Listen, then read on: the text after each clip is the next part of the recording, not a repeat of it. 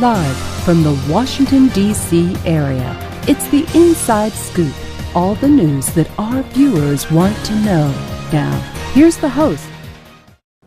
Welcome to Inside Scoop, Virginia. I'm Bettina Lawton, your host, and with me I have Justin Fairfax. Justin is an attorney. He is running for the Attorney General position in Virginia as a Democrat. He has a primary on June 11th, so we hope everyone will go out and vote.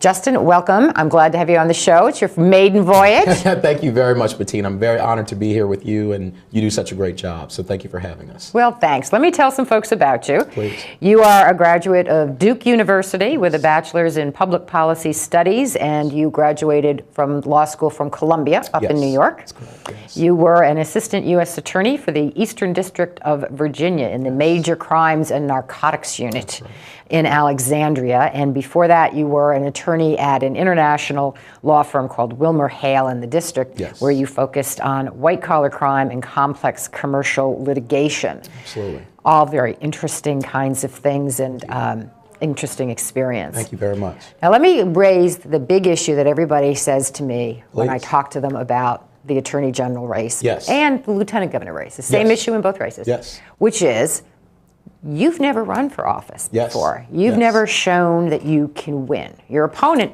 has won, but how do we know? I mean, if the Democrats on June 11th say, yeah, we want this guy, how do we know you're actually going to be able to do this for us? You got to do it. What's going to be different? We haven't won Attorney General in a long time. Right. Well, appreciate that question, and you're right. I've not run for political office before, but I definitely have shown that I can win, and in very different contexts. So as a federal prosecutor, I won on behalf of victims of crimes, of violent crimes and financial crimes. We recovered money for folks who had been scammed out of retirement funds.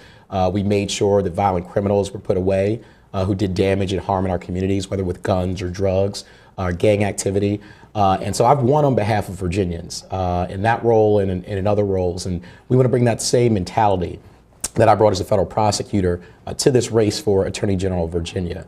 And so we've proven also in this political campaign in the last 7 months that we are winners. So we raise a significant amount of money. We also have done incredibly well in straw polls. We've gotten nearly half the vote in every straw poll that's been taken. And we've gotten some significant endorsements. So President Obama's former White House counsel, Greg Craig, endorsed us publicly recently, and Carrie Donnelly, former state party chair, also is supporting us. Bill Ewell, who's the mayor of Alexandria, has endorsed us as well, and we've got an activist and regular folks all around the state have gotten very excited about our campaign. So we have shown time and time again that not only are we ready to win, but we're ready to win and to make a lot of significant change that Virginians are going to feel in their lives, that can actually help them and their families. And so our message has resonated. It's a message about fighting for security and economic opportunity for all Virginians. And so we are ready to go, with whomever the Republicans choose in their nominating process, because we feel like we have the better message. We have more excitement about our message. And we know that we're going to deliver the change that we've talked about throughout this campaign. So whatever obstacle they've sort of thrown at us, we have exceeded expectations, and we are prepared to win in the fight, just like I won as a federal prosecutor. Let me ask you on this, because the current Attorney General is obviously running for the governor's slot. Yes. And he hasn't resigned. Yes. And then the issue came up in the last week or so about a company in which he has a major personal investment, and his office is handling a case against that company. And he didn't recuse the office, go out and hire a private firm, which is apparently typically what the Attorney General's office would do. What's your position on that? Do you think he should have resigned? Should he have recused himself, gotten out of it? Is that a sufficient conflict? How would you operate? Yeah, absolutely. I would operate completely differently from the current Attorney General, Ken Cuccinelli. First of all, he should have resigned his office. Not only is it longstanding Virginia tradition where other attorneys general have done that, but also, it raises so many issues when you're involved in a political campaign for governor and you're currently serving as Attorney General. It brings into question the credibility of the advice that you give in your advisory opinions, and we've seen that happen. Also in when and how you choose to inject yourself into public policy debates. And so that harm to the credibility of the office is something that he's done now for the entire time he's really been in that position, but it's heightened now. And so I think he certainly should have resigned. He should certainly recuse himself. from this issue involving the company with which he has a financial interest.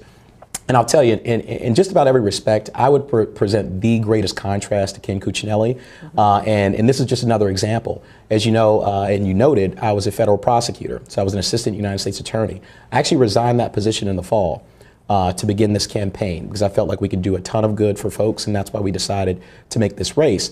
But I resigned that position both because of the restrictions in the Hatch Act, which were put there precisely for the same reason that he should have resigned as Attorney General, to make sure that there are no appearances of impropriety or no conflicts of interest, and that you are representing the best interest of all Virginians, not of narrow political interests, and certainly not of your own financial interests.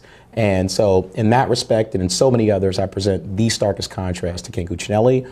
And we can't count on him to do things like that, but you certainly can count on me to do that. All right, let's turn to some of the issues that the Office of Attorney General is supposed to deal with. Yes. Some of them I don't think he's dealing with them, but you're right. Let's start with one that I think he is dealing with, and it's human trafficking. Yes. He was quoted as saying that it's one of the fastest growing criminal enterprises in the country. Yes. Now, what actually is human trafficking? Is that just the nom de guerre today of prostitution, or is it broader than that? Yes, human trafficking is broader than that, and I should say I served as the deputy of the Northern Virginia Human Trafficking Task Force. I was appointed to that position when I was a federal prosecutor, and this is an issue I hope that we don't have too much politics involved with, because it's such a significant problem, not only in our community here in Virginia, but really nationwide and internationally. And so what it is essentially, it could take the form of sex trafficking, forced prostitution, or prostitution of underage individuals. It can also take the form of forced labor, which we have seen as well. It also does not require a transportation of individuals. That was a common misconception. People think it means simply moving someone from one place to another, but actually can take place anywhere. And we battled against human trafficking. We disrupted human trafficking networks. We prosecuted people who engaged in human trafficking related activities, whether that was labor trafficking, sex trafficking, that harmed minors. We had one case that our task force was responsible for. I did not personally prosecute, but where there was a 12-year-old girl who had been trafficked and forced into prostitution by a gang. And was very pleased to say that folks in our office, held that individual accountable, who was responsible for it. He got a life sentence. Wow. As a result of that prosecution and the work of our task force. And we've replicated that now across our district, the Eastern District of Virginia. And I've helped train hundreds of law enforcement officers as part of our human trafficking combating effort. And actually worked with the Attorney General's office as well. On these issues. So this is one that I have deep experience in. I'm deeply concerned about these issues, and I would continue and really heighten the effort that the Attorney General makes on that front to make sure that our kids and our families don't have to deal with this really pernicious issue. Well, I looked at some of the legislation that he was saying he was touting, and I thought it was a little minimalistic. Let's put the hotline number in strip clubs. Right. And I thought, seriously, that's all we can do here? That doesn't sound like a great bold step to solving this kind of a problem. No, I think you're right. I mean, there's so much more that can and should be done. And first of all, I think collaboration between federal, state, and local law enforcement is critical. This is something, again, that I did not only as the deputy of the Human Trafficking Task Force, but as a federal prosecutor. My cases involved working with the FBI and state and local police and making sure that we work together to tackle these issues, which really involved very sometimes complex networks. Sometimes it was very simple. There were gangs who had just turned away from, for instance, drugs to prostitution because they felt like they would get more from it. The consequences for them would be less in terms of penalties. But we want to change that mentality. We want to change that reality to make sure that they are not targeting our kids. They were going into high schools and targeting our young women. And these are young women from, in many cases, very good homes. Two-parent families, but they were being targeted by these individuals online through the use of social media and in other ways. But we would tackle them everywhere, no matter how they reared their ugly heads. And I want to make sure that we continue to do that. Again, I have this experience. This is not something I have to learn on the job to do. This is not something that's a political talking point for me. This was a reality of the work I did every day. We rescued people who were trapped in that world, and we'll continue to do that because everybody, it's known as modern day slavery. And no one should have to deal with that. And I will see to it as Attorney General that no one will have to deal with it while we're here. Well, let's talk about another area that the Attorney General's office, I think, should be involved with, and I'm not really sure that he's doing too much, and that's elder abuse and neglect. We have a huge aging population. Absolutely. And the Attorney General seems to view elder abuse as this tiny little Medicaid fraud issue, as opposed to this much broader issue. Does the Attorney General's office have a broader role that they could be playing in the elder abuse arena? Absolutely. And I'm so happy that you noted the fact that this is a much broader issue than just Medicaid fraud-related elder abuse. We should treasure our seniors. And again, for me, this is something that's very personal. I was raised by my mother and by my grandparents in Washington, D.C., and they poured everything into me and really made everything possible in my life, whether it's education, a safe home, a safe school to go to. So I know firsthand, what our seniors mean to not only the generation after them, but the one after that, and how rich they make our lives. And so we need to protect them, particularly in their golden years, when they've earned the right to live safely, free from harm, from financial fraud, and to live in those years commensurate with the service that they've given to so many others. And so for me, it would not be limited to combating Medicaid fraud, even though that's important. We'll make sure the physical abuse of seniors in senior living homes, in their own homes, does not happen. We have seen financial scams targeted specifically at seniors, particularly vulnerable seniors. And that's just not something I would tolerate as Attorney General of Virginia. Again, it reminds me of my own grandparents, and they have passed, but I still every day live the values that they gave to me, and I want to make sure that everybody's family where they have seniors are confident that they have an Attorney General who is focused on this issue, who will hold people accountable, who target our seniors, and who will make sure that they have a much safer and brighter retirement, and that they get to live safely as everybody would want them to.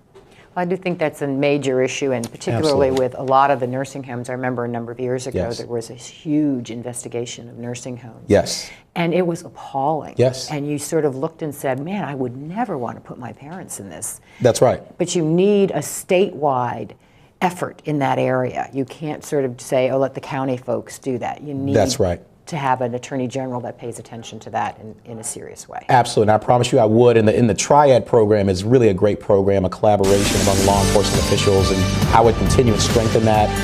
And there have been great leaders on this, like Sheriff Vanessa Crawford out of Petersburg, who have really taken the lead on this. And I know their statewide conference is coming up soon. So great. Well, we are going to come back and talk some more issues with Justin Fairfax. He is running for Attorney General in the Democratic primary, so stay with us. I'm Bettina Lawton, the host of Inside Scoop Virginia. I have with me Justin Fairfax. He is a candidate on the Democratic ballot for Attorney General in the primary coming up on June 11th. Justin, I want to talk to you about guns. Yes. You mentioned you were brought up in D.C. Yes, absolutely. And given how old I think you are, well, you could be fooling me. You were growing up there at a time when there was a lot of gun violence. That's exactly right. A lot of gun violence. That's exactly right. And what do we do about that here in Virginia? We're a very pro-gun state. But what kind of initiatives do you think we should do in terms of protecting our children so that we don't have a Sandy Hook incident? Absolutely. And what, from your perspective as a former prosecutor, what do we need to do to protect our law enforcement? We saw in the last week or so reports out of Texas of two prosecutors who were killed. There was a sheriff in West Virginia who was killed a couple of days ago. What do we need to do? This is like totally out of control. No, it really is. And so we have got to take some action now. As you mentioned, I grew up in Washington, D.C. in the mid-1980s, and as you know, that was a very violent time for the city, particularly with related to gun violence and to drugs.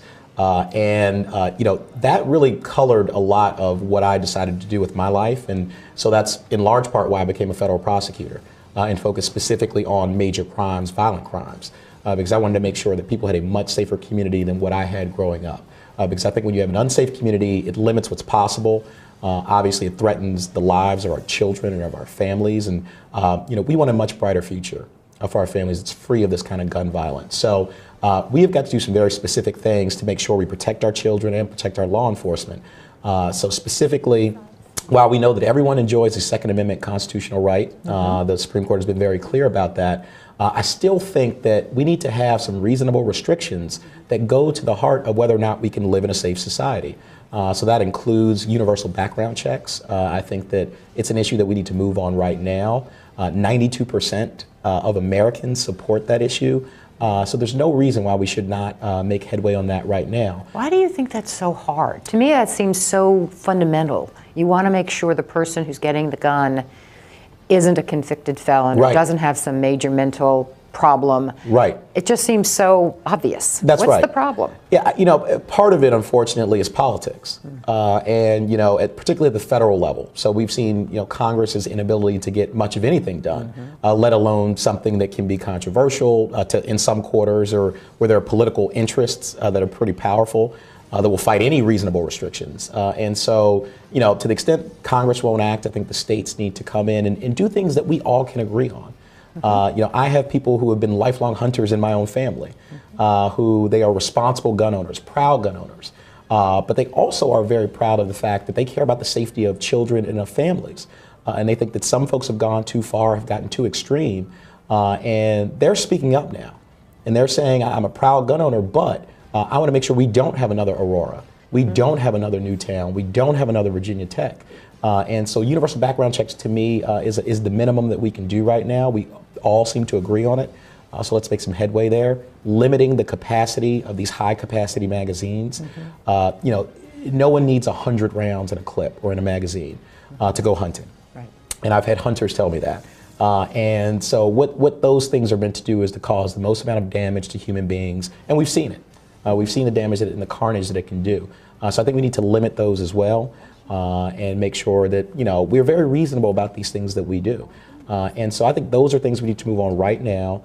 And as Attorney General, I would speak up on these things, because it's critically important that folks understand the tie between some of these things and the violence that we've seen. Mental health issues obviously factor into this as well. Not all the mentally ill, are people who, we need to be concerned with. There are plenty of folks, and I don't want us to stigmatize folks. So many law-abiding, wonderful people who do such great work in our communities. There are some who are facing challenges that make it more likely than not that they may actually carry out acts of violence. And I actually saw, I think on TV, a story about the Aurora shooter, and how his psychiatrist had warned, in fact, some authorities that he had some homicidal tendencies and wanted to express that.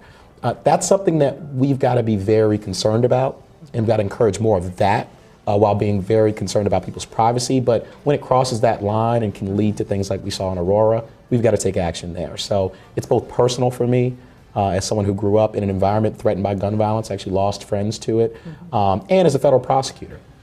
Somebody who has held people accountable for using guns in our community. Again, these are not political talking points for me, and people will see real action if they elect us Attorney General, because these are things that we care about. I want to make sure we have a much brighter future for our families and our kids, and this is a part of that. Well, how do we do in terms of the Attorney General? Does the Attorney General have any role in things like the education area or the jobs area? Do you see any role for the Attorney General in either of those? Absolutely. And this has been one of the great missed opportunities, particularly of this last Attorney General that we've had, who has been so enmeshed in politics. And folks who are so enmeshed in the politics of the past and of division, and always want to be in the next political fight. As opposed to focusing on those things that really change the odds for our families and make sure that kids and families can have a much brighter future. And so that's why in our campaign we focused on this message of fighting for economic security and opportunity for all Virginians, because we know there's a direct link between educational attainment and opportunity, economic opportunity, and the safety of our communities, and whether or not children and families have more opportunity in the future and a brighter future. So, for instance, on the economy, we want to protect homeowners. What we have seen in the last 5 years, we've had about 85,000 foreclosures in our neighborhoods throughout the state. What that's led to is $26 billion in equity lost in all of our homes. So imagine the financial impact on a family of losing equity at that magnitude. They can't retire, they can't send their kids to college, and they can't deal with emergencies. And so that's hampered us. And while that's happening, we focus on these narrow political fights. Families are falling further behind. And the Attorney General should take a direct role in changing that. It's happened in other states. It's happened in California, in New York, in Delaware, in Kentucky. It just hasn't happened here in Virginia.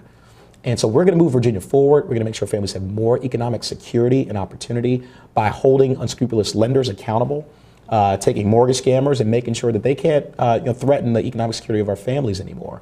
And education is something we've talked a lot about. Making sure that students have access to higher education by cleaning up the private student lending market. What we have seen, and you know very well, the cost of higher education has gone way up. I used to serve on the board of trustees of Duke University for 3 years. I currently serve on the board of the public policy school there. And so I know these educational issues. As those costs have gone up, federal aid has remained primarily stagnant. And so who's come in to fill that gap? Private student lenders. And what we have seen is some are responsible, but there are a number that are not. And so they treat these private student loans like they're credit cards. Kids aren't trying to buy a spring break vacation, they're trying to buy an education. And we need to make it safe for them to do that so that they're not going bankrupt in their 20s and 30s.